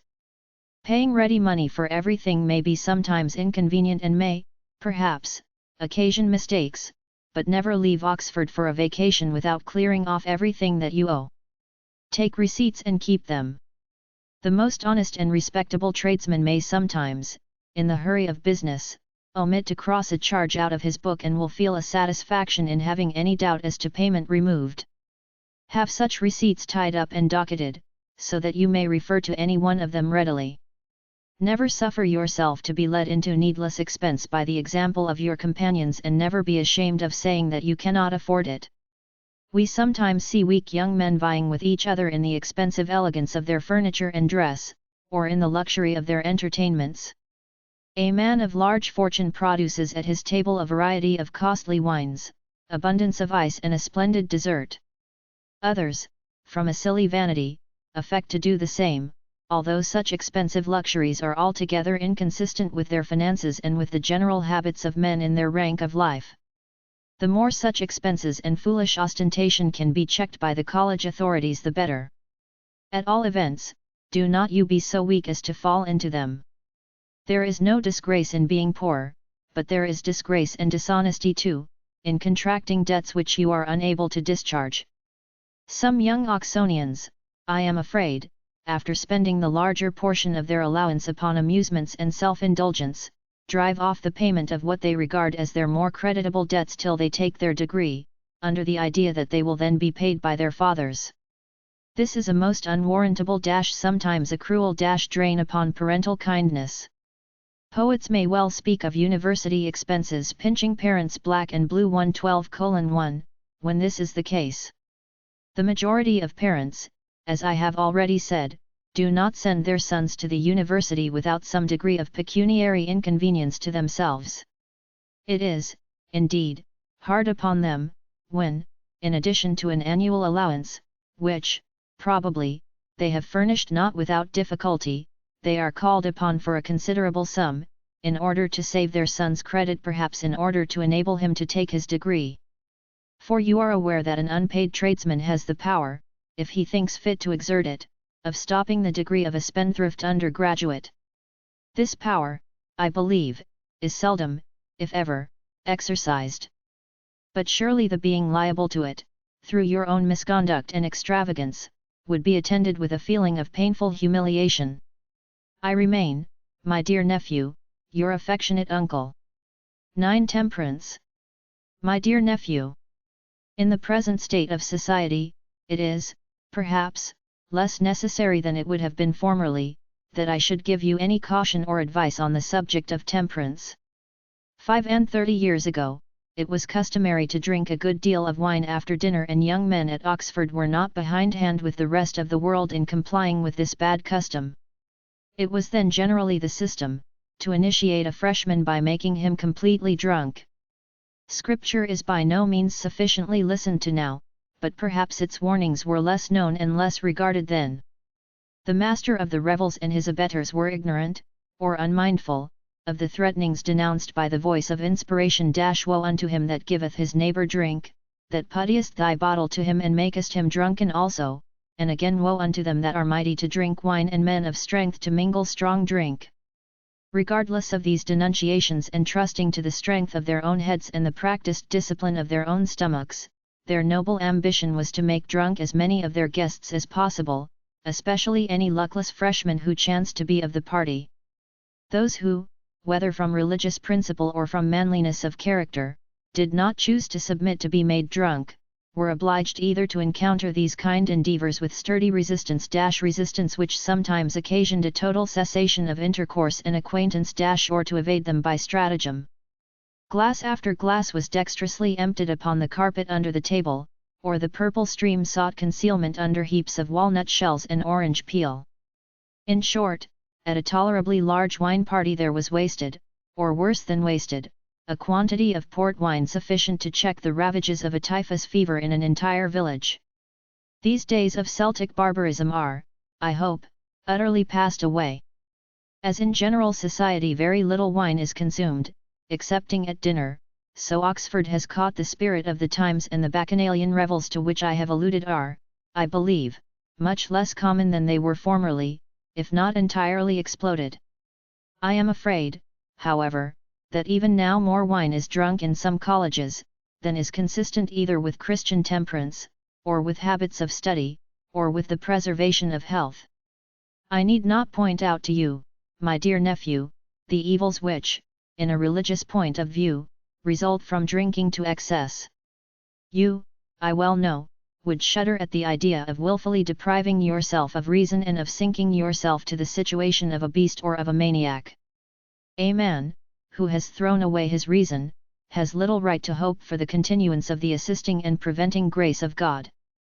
And destitute of the controlling guidance, both of reason and of divine grace, what is there left to prevent his ungoverned passions from carrying him into the most perilous excesses? There are deadly vices, to which young men are, at all times, but too powerfully solicited by their natural appetites, and when those appetites are stimulated by drinking and all salutary control shaken off, the danger is great indeed. You perhaps may remember an Eastern apologue to the following effect: I know not where to find it, the devil having, by the impulse of terror, induced a holy man to consent to commit some crime, allowed him to choose, whether he would get drunk, or be guilty of either of two of the most horrible enormities he could conceive. The poor victim chose drunkenness, as being the least offence, but in the state to which he had thus brought himself, was guilty of all three. And even if you are kept back from any additional guilt, yet you well know, that by throwing away your reason, you become capable of being guilty of all sorts of absurdities. That you are liable to say and do 100 foolish things, of which, when you return to your senses, you will be heartily ashamed. That you expose yourself to the ridicule and contempt of those, who witness the degraded state to which you have reduced yourself. A drunken Christian is almost a contradiction in terms, and something the same may be said of a drunken gentleman. Among many in the middle and the industrious classes of society, there is much intelligence, much quick perception of what is morally right and of general propriety of behavior. As such men are not backward in shewing respect, where respect is really due, so they are keen-sighted in detecting gross inconsistencies of conduct and ready to bestow the full measure of contempt upon those, who, while placed above them by the advantages of birth and fortune and education, yet meanly condescend, by their vices and their excesses, to degrade themselves below them. The inconsistency of any excess in drinking, with the main purpose for which you were sent to Oxford, is palpable. You go to Oxford professedly for study. Independently of the time actually occupied by a wine party, any excess will, probably, indispose you for study the morning after. Corpus honestum est urnis vitius animum quoque pregravat una, et cafigit humo divini particulam ori. You will rise from your bed heavy and languid, probably with some disposition to headache, and will be far more inclined to lounge in an easy chair, or to saunter about in listless idleness, than to sit down to active mental exertion. I must add, that the habit of drinking much wine during your continuance at Oxford, is not unlikely materially to injure your health in the succeeding periods of your life. Such habit has a tendency permanently to derange and weaken the digestive powers and to injure and harden the internal coats and the orifices of the stomach. I am persuaded, that much of the tendency to apoplectic and paralytic affections, much of the general indisposition, which we often witness in men advanced beyond the middle period of the usual term of human life, men who have of late perhaps, lived temperately, is to be attributed to the wine which they drank when young. But I will not dwell longer on the evils of excessive drinking. You know the admonitions of Scripture. Take heed lest at any time your hearts be overcharged with surfeiting and drunkenness. Be not drunk with wine, wherein is excess. You know that drunkards cannot inherit the kingdom of God. You know that drunkenness is spoken of by St. Paul as being the vice of those, who remain sunk in the thick darkness of ignorance and heathenism, and as utterly unbefitting those who are blessed with the light of the gospel. Indeed, it is unworthy of any man possessed only of common sense. Guard, then, my dear nephew, against this degrading habit with determined resolution. Let neither the example, nor the solicitations, nor the taunting jests of your companions, induce you to demean yourself so far, as to be guilty of a vice so utterly unworthy of you, both as a man and as a Christian. If they, for their amusement, were to request you to cut off your right hand, you would not feel bound to comply with them. Do not, for their gratification, expose yourself in the condition of a fool, or an idiot. Do not, in order to please a party of thoughtless revellers, incur the displeasure of Almighty God and run the hazard of eternal ruin. And take care, that you do not yourself acquire a taste for any such sensual indulgences. The appetite for intoxicating liquors, says Paley, appears to be almost always acquired. Guard against the first beginnings of intemperance. Principiis obsta. If you are not on your guard, you will be in danger of being carried on, step by step, until retreat becomes out of the question. You would avoid many trials of your firmness and be relieved probably from much irksome importunity, if you could make up your mind to renounce wine altogether. This you would do with the less difficulty, if backed by the sanction of medical advice. I apprehend that most medical men, if desired to give their candid opinion, would recommend abstinence from wine as conducive to a young man's health both of body and mind. I knew water drinkers at Oxford, who yielded to none of their companions in liveliness and all social qualities, either in their own room or at the wine party of a friend. Many young men in the army, I believe, adopt this system, from motives both of moral and of economical prudence. A pint, or even half a pint, of wine per day, makes a considerable hole in the pay of a subaltern, or in the stipend of a country curate, or in the allowance of a briefless barrister. Avoid acquiring factitious wants. Do not by habit make wine necessary to your comfort. It is wise, when young, not to indulge in luxuries which in any future period of your life you probably will not be able to afford, consistently with the claims which will then be pressing upon you. I throw out this idea, however, for your own consideration, without urging it as matter of positive advice. I think, however, that your intellect will be clearer and your mind often more cheerful, if you comply with the suggestion. Shall I add a word or two upon temperance in eating? I hope that there are few young men who are apt to be guilty of the porcine vice of eating to excess, in plain English of gluttony. Perhaps, however, the temptations of a well-appointed dinner, prepared by an exquisite artiste, may induce them occasionally to transgress. It is, perhaps, hardly fair to quote from anything so well known as Addison's paper on temperance, in the Spectator 128:1, but it is much to my purpose. It is said of Diogenes, that meeting a young man who was going to a feast, he took him up in the street and carried him home to his friends, as one who was running into imminent danger, had not he prevented him. What would that philosopher have said, had he been present at the luxury of a modern meal? Would he not have thought the master of a family mad and have begged his servants to tie down his hands, had he seen him devour fowl, fish, and flesh, swallow oil and vinegar, wines and spices, throw down salads of 20 different sorts, sauces of 100 ingredients, confections and fruits of numberless sweets and flavors? What unnatural motions and counter-ferments must such a medley of intemperance produce in the body?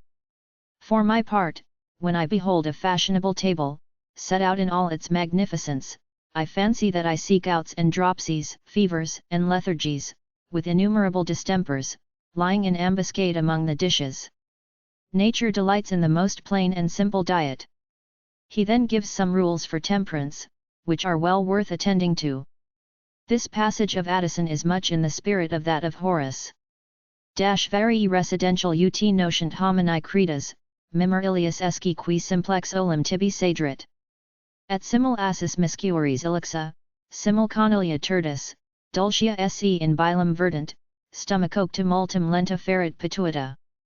Most of the modern writers on dietetics, as well as those who have preceded them, recommend a very considerable abridgment of the quantity of food, usually consumed at the table of the affluent.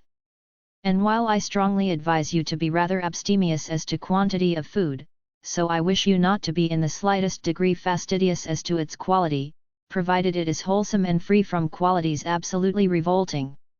You may naturally like one thing better than another and partake of what you prefer, when it comes in your way, but it is painful to see a young man of any intellect indulging in the niceties of an epicure and really appearing to care much about what he eats and what he drinks.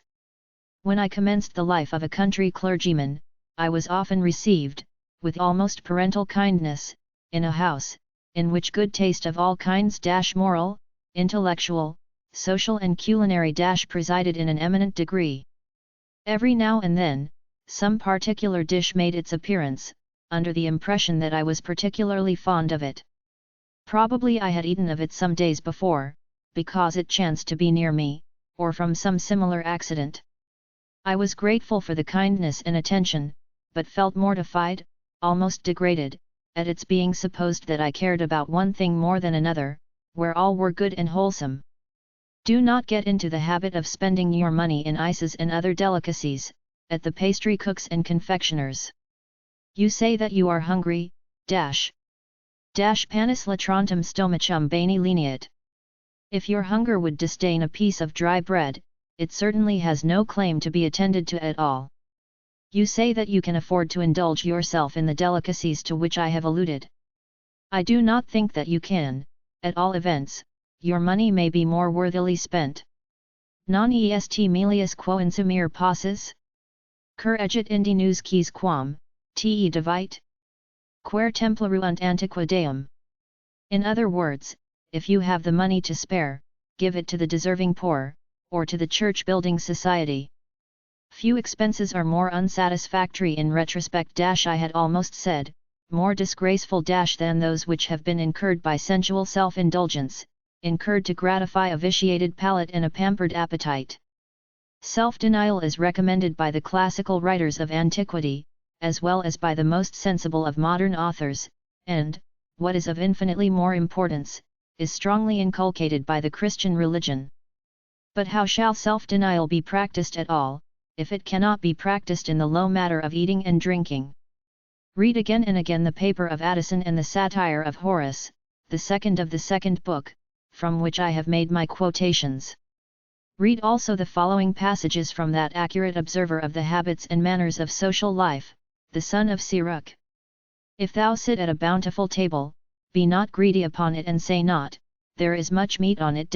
Eat, as it becometh a man, those things that are set before thee, and devour not, lest thou be hated. Leave off first for manners' sake, and be not insatiable, lest thou offend. A very little is sufficient for a man well nurtured, and he etc hate not his wind short upon his bed. Sound sleep cometh of moderate eating, he riseth early and his wits are with him, but the pain of watching and choler and pangs of the belly, are with an insatiable man. I remain, my dear nephew, your affectionate uncle. English reading. My dear nephew, when at Oxford, you will not have much time for any reading, excepting that which has some reference to your examination. During the vacations, however, which occupy about half the year, you are more at liberty and will do well, as I have already suggested to you, to give a good deal of your leisure to increasing your acquaintance with the classical writers of your own language. Both at Oxford and home, endeavour, on most days, to catch some little portion of time. A quarter of an hour may be sufficient for religious reading. Melmotha's great importance of a religious life, and the abridgment of Law's serious call, adopted by the Society for Promoting Christian Knowledge, are two of the best books that occur to me, for the purpose of impressing you with the absolute necessity, of giving religion the first place in your thoughts and your heart. You may read either of them through in an hour. Of the former, 42,000 copies were sold in the 18 years preceding 1784. I mention this as an evidence of its popularity. Some 30 years ago I was requested by a friend, to recommend some practical book to put into the hands of a young person. I named Nelson's Practice of True Devotion, and have since seen no reason to alter my opinion. Let that be one of the first books that you make use of. If you read one chapter each day, and do not read more, it will last you about 3 weeks. After an interval of a year or so, go through it again. Take next for this purpose Jeremy Taylor's Holy Living and Dying, first reading, if you can borrow the book, what is said of this work by his highly gifted and most amiable editor, Bishop Heber. One passage from Heber's remarks I must allow myself to quote, but I will not select, where all may be read with advantage and can hardly be read without admiration. To clothe virtue in its most picturesque and attractive coloring, to enforce with all the terrors of the divine law, its essential obligations, and to distinguish, in almost every instance most successfully, between what is prudent and what is necessary, what may fitly be done and what cannot safely be left undone. This is the triumph of a Christian moralist, and this Jeremy Taylor has, in a great degree, achieved in his discourse on holy living. You will recollect that this book was written nearly 200 years ago and must not be surprised if you find a few expressions and 1 or 2 sentiments, rather obsolete. One of the 5 rules which Taylor gives in his dedication, for the application of the counsels which follow, applies to all books of a similar character. They that will, with profit, make use of the proper instruments of virtue, must so live as if they were always under the physician's hand. For the counsels of religion are not to be applied to the distempers of the soul, as men used to take hellebore, but they must dwell together with the spirit of a man and be twisted about his understanding forever. They must be used like nourishment, that is, by a daily care and meditation, not like a single medicine and upon the actual pressure of a present necessity. The genuine spirit of Jeremy Taylor, with more correctness of taste, is found in that delightful book, the Christian Year. Read it repeatedly. It is everywhere full of poetry and of the purest devotional feeling. The more you are imbued with the spirit which pervades that beautiful volume, the more fit you will be to have your part in the communion of saints, among the spirits of just men made perfect. Archbishop Seeker's lectures on the Catechism contain a body of divinity, doctrinal and practical, singularly judicious and useful. They are full of good sense and accurate information. The style, perhaps, is rather involved and not very engaging, but you see a mind in full possession of its subject, anxious to put you in full possession of it also, without omitting anything of importance. Gilpin's lectures on the Catechism are of a different character. This also is a very good and a very pleasing book, written with a particular view to young persons engaged in reading the Greek and Latin classics. Ogden's sermons on prayer, the Creed, and the Ten Commandments, N.C., are the offspring of a clear and powerful intellect, expressed in language remarkably perspicuous and elegant. After these books, take some opportunity of reading the sermons of Bishop Butler, including the preface.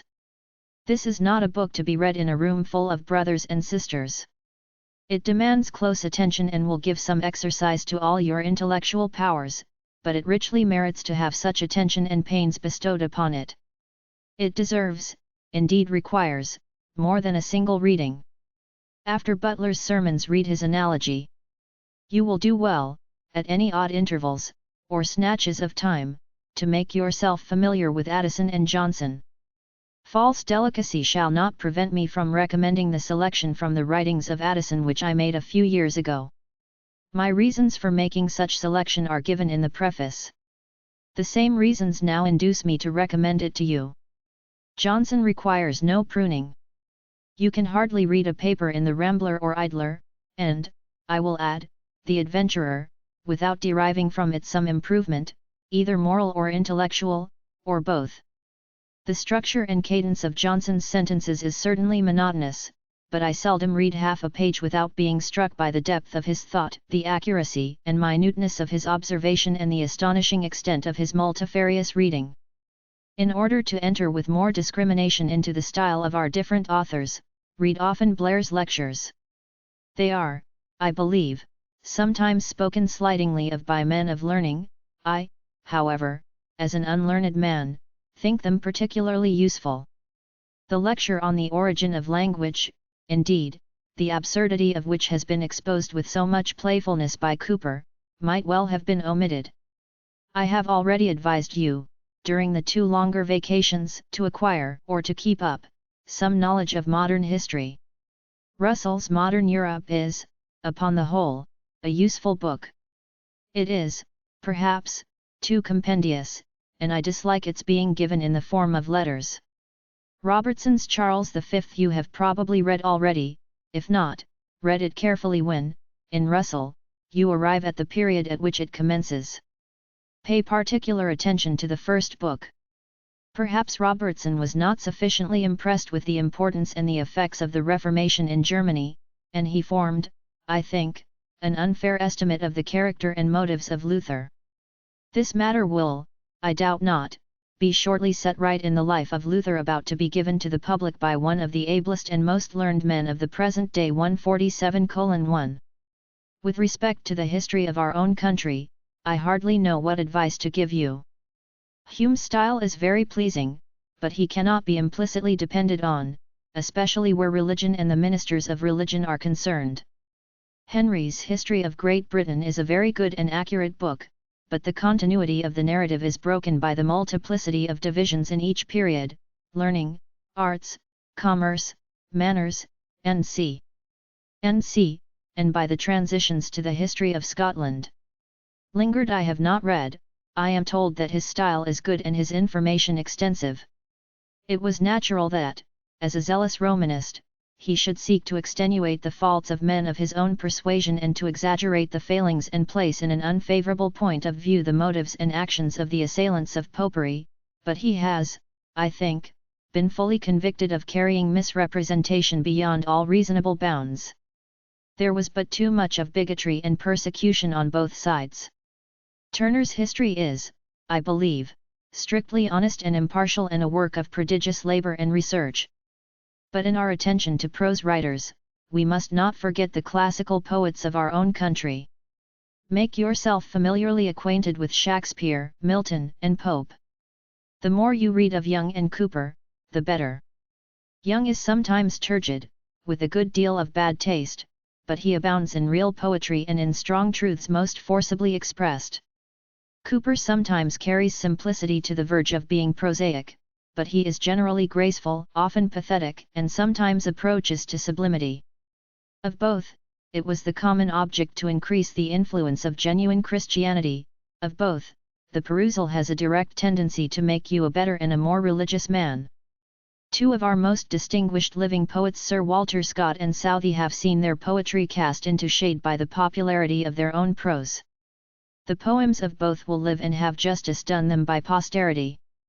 Madoc was many years ago recommended to me by one of the most able and most candid of our living authors. I read it with much interest. The Curse of Kahama is full of high and wild poetry, and Roderick, the last of the Goths, gives a noble picture of deep penitence and of devoted patriotism. You will hardly read any 10 lines of the longer poems of Sir Walter Scott, without meeting with some striking beauty of expression or of sentiment. I am afraid, however, that the English poets, both those of former times and those of the present day, have been, in great measure, superseded, among you young Oxonians, by Lord Byron. In almost every undergraduate's room that I happen to enter, he seems to have taken possession.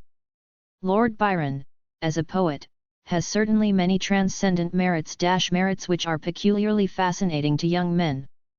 The interest which every one naturally must feel in the moral and intellectual habits and pursuits of such an important portion of the community, makes me deeply lament the noble poet's excessive popularity among you. I am perfectly aware that by the following remarks I shall expose myself to the indignation of some men, and, possibly, to the contempt of others, but I feel that my opinion on this subject is not taken up on slight grounds, and I must say my say. The publication of Lord Byron's life and correspondence has contributed, a good deal, to divest him of that mystery, which hung about him and in which he himself so much delighted, and has brought him down rather more to the level of ordinary mortals. They show him to us as a man possessed of splendid talents, of extensive and various attainments, and of the seeds of many noble and generous qualities, but as a man actuated by ungovernable passions and by an overweening opinion of his own superiority to all other mortals. Self, whether intellectual or sensual, seems to have been the idol that he worshipped.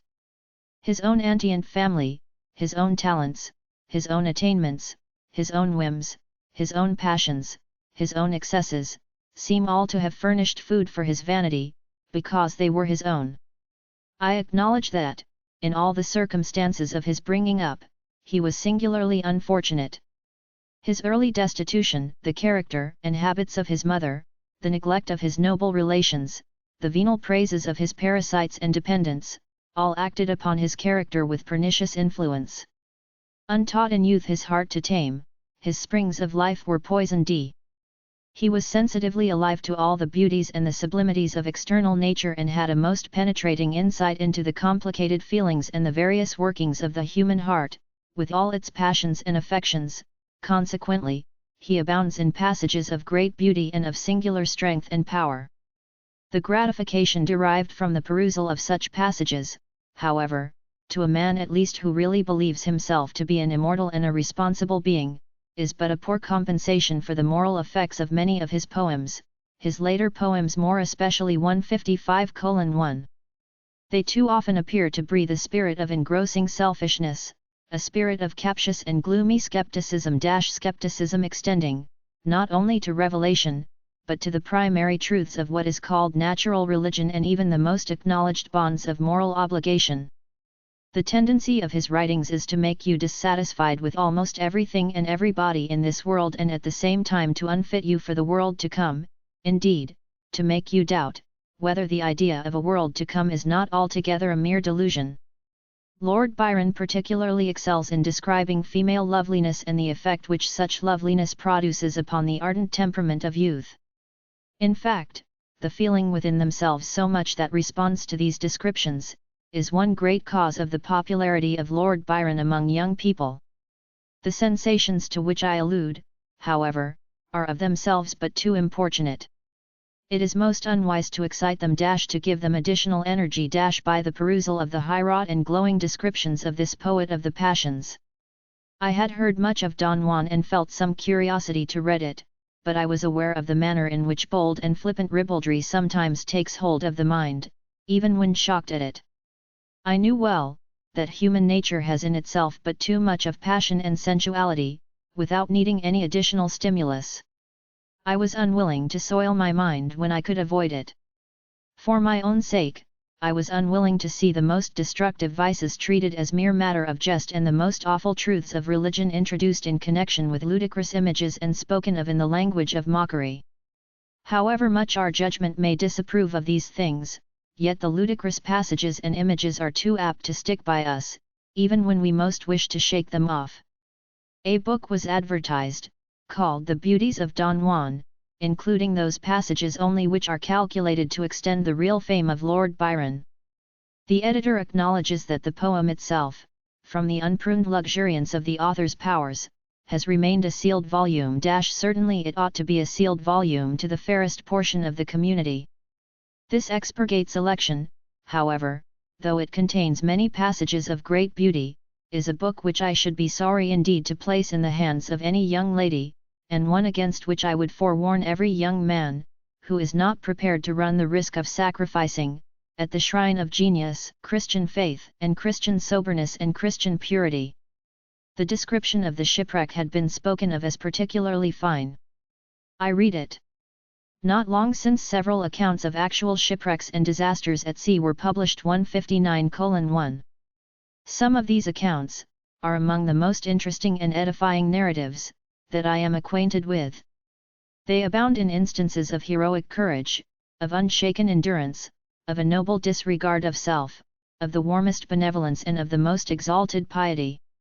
Don Juan seems to have taken a wayward pleasure in culling from these narratives the most distressing and painful facts and then mixing them up in doggerel verse, with ludicrous images and ludicrous rhymes, the main wit often consisting in some unexpected absurdity of sound or cadence.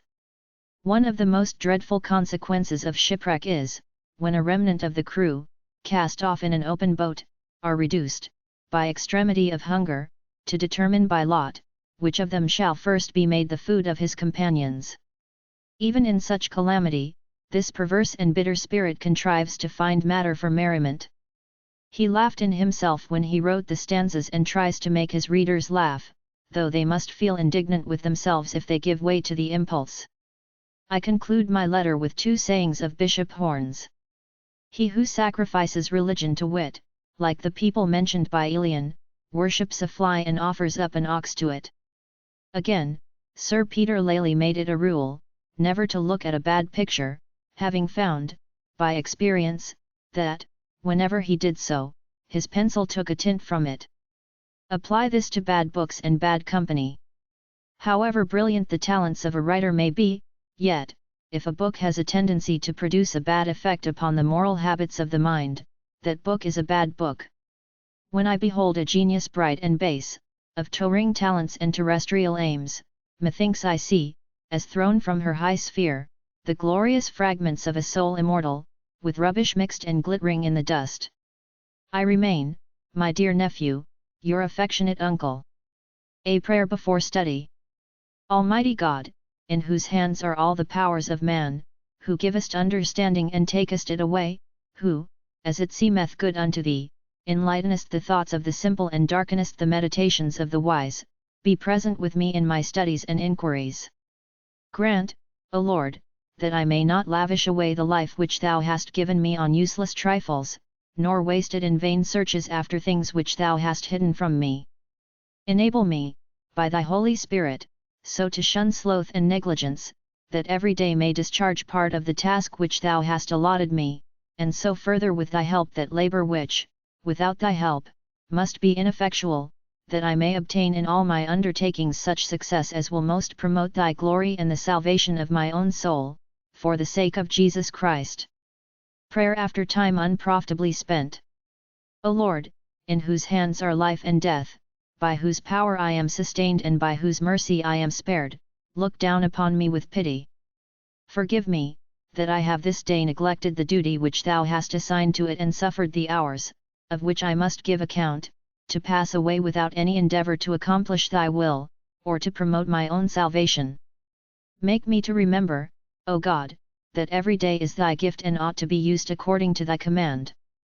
Grant me, therefore, so to repent of my negligence, that I may obtain mercy from Thee and pass the time which Thou shalt yet allow me in diligent performance of Thy commands, through Jesus Christ. Amen. Prayer for Temperance. O Almighty God and gracious Father of men and angels, who openest Thy hand and feedest all things living with plenty, and hast provided for Thy servant sufficient to satisfy all my needs, teach me to use Thy creatures soberly and temperately, that I may not with loads of meat and drink make the temptations of my enemy to prevail upon me, or my spirit unapt for the performance of my duty, or my body healthless, or my affections sensual and unholy. O my God, never suffer that the blessings which Thou givest me may minister either to sin or sickness, but to health and holiness and thanksgiving, that in the strength of Thy provision I may cheerfully and actively and diligently serve Thee, that I may worthily feast at Thy table here and be accounted worthy, through Thy grace, to be admitted to Thy table hereafter, through Jesus Christ, our Mediator and Redeemer. Amen. Prayer for the right government of the tongue. O God, watch over me this day for good, and grant that I may so keep the door of my mouth that I may not speak unadvisedly with my lips. Preserve me from offending with my tongue either against charity or purity. Let me not be guilty of foolish and immodest talking and jesting, of evil speaking or censoriousness, or of any other of the many sins of the tongue. Grant that all my conversation may be such as becometh one who professes to be the servant and disciple of Thy beloved Son, in whose name I beseech Thee to hear my prayers.